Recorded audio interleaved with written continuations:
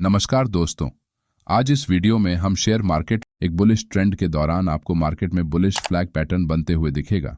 Market में जब भी स्ट्रॉन्ग बुलिश मूव आता है उस वक्त प्राइस एक सीधी रेखा में ऊपर बढ़ती है और बाद में एक पॉइंट पर जाकर स्टेबलाइज हो जाती है और फिर पैरेलल टॉप्स और बॉटम्स के साथ एक माइनर बेरिश करेक्शन में प्राइस ट्रेड करती है।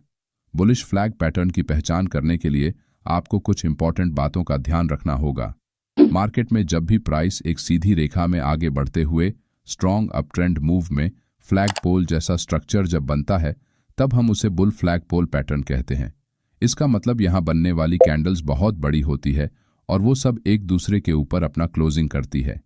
ये मार्केट में चल रहे बाइंग इंटरेस्ट का स्ट्रांग सिग्नल होता है और ये भी क्लियर है कि मार्केट में इस समय लोग पॉजिटिव सोच के साथ बाइंग कर रहे हैं, जिससे मार्केट में बुल्स डोमिनेंट बने हुए हैं।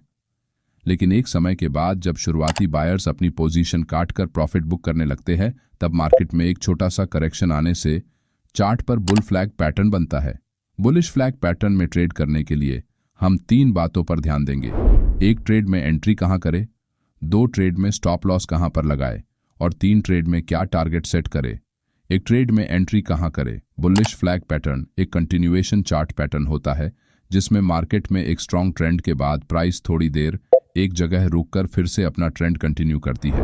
लेकिन कुछ देर बाद यहां सेलर्स मार्केट में एंट्री करते हैं और प्राइस को फिर से नीचे ले जाने की कोशिश करते हैं।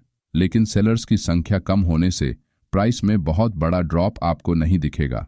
इस समय बनने वाला पुल बैक बहुत ही नैरो रेंज में होता है।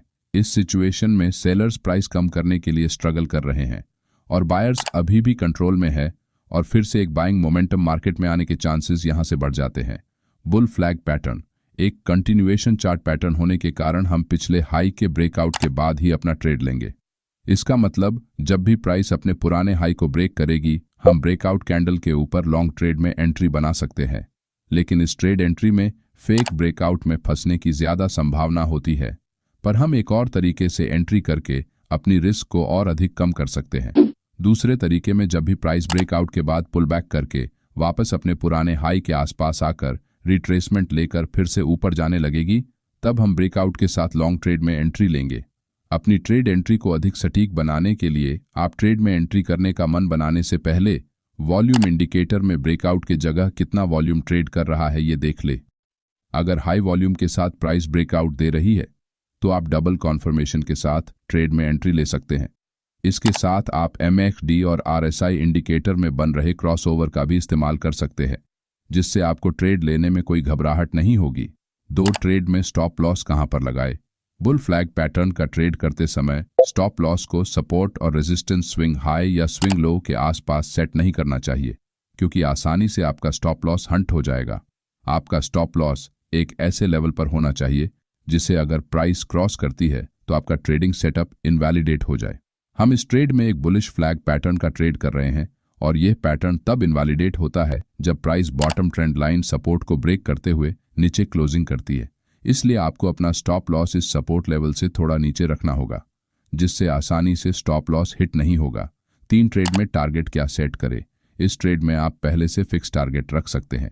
इसके लिए सबसे पहले बॉटम सपोर्ट लेवल से फ्लैग पोल की लंबाई मापे, फिर इस लंबाई को रेजिस्टेंस ट्रेंड लाइन के ब्रेकआउट पॉइंट से ऊपर की तरफ नापते हुए आप अपना प्रॉफिट टारगेट सेट कर सकते हैं। लेकिन कई बार मार्केट में बुलिश ट्रेंड बहुत लंबे समय के लिए चलता है, इसलिए भविष्य में आने वाले बड़े ट्रेंडिंग मूव को मिस करने से बचने के लिए आप ट्रेलिंग स्टॉप लॉस का उपयोग करके पूरे ट्रेंड को राइड कर सकते हैं। इससे आप ज्यादा बड़े टारगेट हासिल करके बहुत अच्छा प्रॉफिट बना सकते हैं। ट्रेलिंग स्टॉप लॉस के इस्तेमाल से कुछ प्रॉफिट पहले बुक करके अधिक लंबे समय तक ट्रेड में अपनी पोजीशन बनाए रखने में मदद मिलती है। मूविंग एवरेज का इस्तेमाल करके बुल फ्लैग पैटर्न को कैसे खोजें। आप मूविंग एवरेज इंडिकेटर का इस्तेमाल करके एक स्ट्रॉन्ग ट्रेंडिंग मार्केट में आप बुल फ्लैग पैटर्न की खोज कर सकते हैं। अगर आप डे ट्रेडर हैं तो आप शॉर्ट टर्म ट्रेड के लिए 20 या फिर 50 मूविंग एवरेज का इस्तेमाल कर सकते हैं, और अगर आप स्विंग या पोजिशनल ट्रेडिंग करते हैं तब 50 और 200 मूविंग एवरेज का उपयोग करें। जब भी मार्केट मूविंग एवरेज के ऊपर ट्रेड करती है तब एक स्ट्रॉन्ग पॉसिबल अप ट्रेंड बनता है।